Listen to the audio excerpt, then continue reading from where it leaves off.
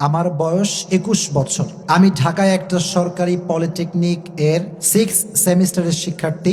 আমি একটা মেয়েকে পছন্দ করতাম, মেয়েটাও আমাকে পছন্দ করত।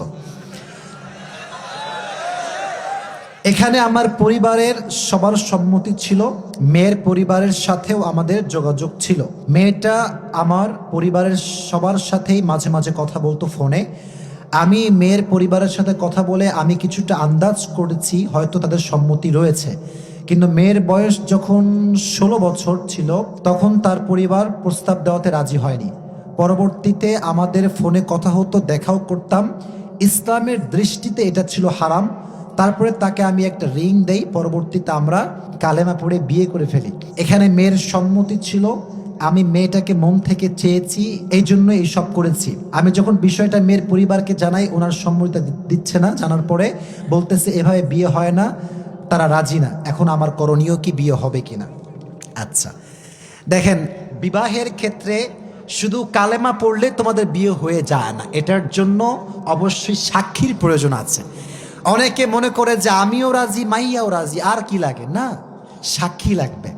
তোমার কাছে সাক্ষী আছে কিনা, এবং সাক্ষীগুলো ইসলামিক যে শরিয়া আছে সেই অনুযায়ী আছে কিনা, দুইজন পুরুষ সাক্ষী আছে কিনা, অথবা দুইজন মহিলা একজন পুরুষ সাক্ষী আছে কিনা, এটা দেখার দরকারটা আছে না নাই? তুমি একা একা যারে মন চায় তারে বিয়ে করলা, তোমার এই বিয়ে পশ্চিম কালেও হালাল হবে না, ঠিক না বলেন? অতএব বিয়ের ক্ষেত্রে অবশ্যই সাক্ষী থাকতে হবে, এটা হচ্ছে ফার্স্ট কথা। সেকেন্ড কথা, উজনুল ওয়ালি বা আমাদের যারা অভিভাবক রয়েছেন তাদের অনুমতি ছাড়া বিয়ে হবে কিনা। দেখেন, আমি এই বিষয়ে একটা বক্তব্য মেবি 1 বছর আগে দিয়েছিলাম, তারা আমার কথাকে কাটছাট করে ভাইরাল করেছে, আমার কথার স্পষ্ট কথা তারা ভাইরাল করে নাই। আমি বলেছিলাম, দেখেন, যখন কেউ পালিয়ে বিয়ে করে পরিবারের অনুমতি ছাড়া, এখানে ওলামা একরাম হুজুররা আছেন, এই পাশেও আছেন, আমার কথাগুলো তারা ভালো করে বুঝবেন। আমরা কুদুরি পড়েছি, আমরা হেদায়া পড়েছি, সব মাসলা কিতাবে কিছু কিছু মাসালা এ বিষয়ে স্পষ্ট আকারে উল্লেখ আছে। যখন কেউ পালিয়ে বিয়ে করে সেই ক্ষেত্রে দুটি মতামত রয়েছে।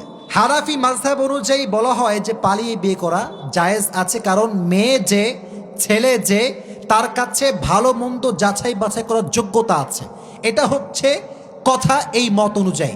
এখানে অনেকগুলো হাদিস আছে, যার যার মত সে অনুযায়ী হাদিস পেশ করেছে। তবে ওলামা একরাম এই বিষয়ে সম্মতি এবং একমত প্রকাশ করেছেন, পালিয়ে বিয়ে করা কখনো ভালো পরিবারের সন্তানের কাজ হতে পারে না। ইভেন একটা হাদিসে এসেছে, একজন ছেলে বা একজন যুবক পালিয়ে বিয়ে করেছিল, তার বিবাহের ক্ষেত্রে হাদিসে এসেছে 3টা বার বাতিল বাতিল বাতিল, তার বিয়েটা হয় নাই। তো যারা যেই মত দেয় তারা সে অনুযায়ী হাদিস পেশ করে, কিন্তু আমার কথা এবং ওলামা একরামদের মত আমি বলছি। ইভেন এই ব্যাপারে শায়েখ আহমদুল্লাহ উনিও বক্তব্য দিয়েছেন, আমি নিজে শুনেছি। উনি এই কথাই বলেছেন, যেহেতু এটা মতনৈক্যপূর্ণ বিষয় আর সমস্ত ওলামা একরাম ঐক্যবদ্ধ, পরিবার নাই যেখানে বিয়েতে সুখ নাই সেখানে, ঠিক কিনা? এজন্য তোমরা বাবারা, তোমরা কেন যে আবেগে পড়ো আমি এটাই বুঝি না। মনে রাখবা, আজকে যেই মেয়ের রূপ দেখে তুমি বিয়ে করছো, তার রূপ চেঞ্জ হতে একদিনও দেরি লাগবে না। আজকের রাজরানী কাল হবে কাল নাগিনী।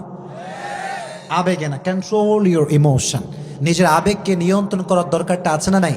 তো আমি যুবককে বলবো, যুবক, এমনিতে মেয়েটা এখনো ম্যাচিউর না, 16 বছরের বয়স, বিয়ের বয়স এটা আলাদা ব্যাপার, কিন্তু মেয়েটার ধারণ ক্ষমতা খুবই কম, ভালো মন্দ এখনো বুঝে উঠতে পারে নাই। তো আমার কথা বাবু, তুমি যদি সাক্ষী রেখে বিয়ে করে ফেলেছ, এখন তোমার যে পরিবার, তোমার মেয়ের যে পরিবার, তাদেরকে কনভিন্স করার দরকারটা আছে না নাই? আর যদি তোমার সাক্ষী সে সময় না থেকে থাকে, এখানে অনেক হুজুররা আছেন, তোমার বিয়েটা সম্পূর্ণ বাতিল। সম্পূর্ণ কি হবে? আল্লাহ তাআলা যুবককে এই সমস্ত ফিতনা, প্রত্যেকটা যুবককে পালিয়ে বিয়ে করার থেকে আল্লাহ হেফাজত করুক, সকলেই পড়েন আমিন। তবে যুবকরা এই কাজগুলো বাধ্য হয়ে করে।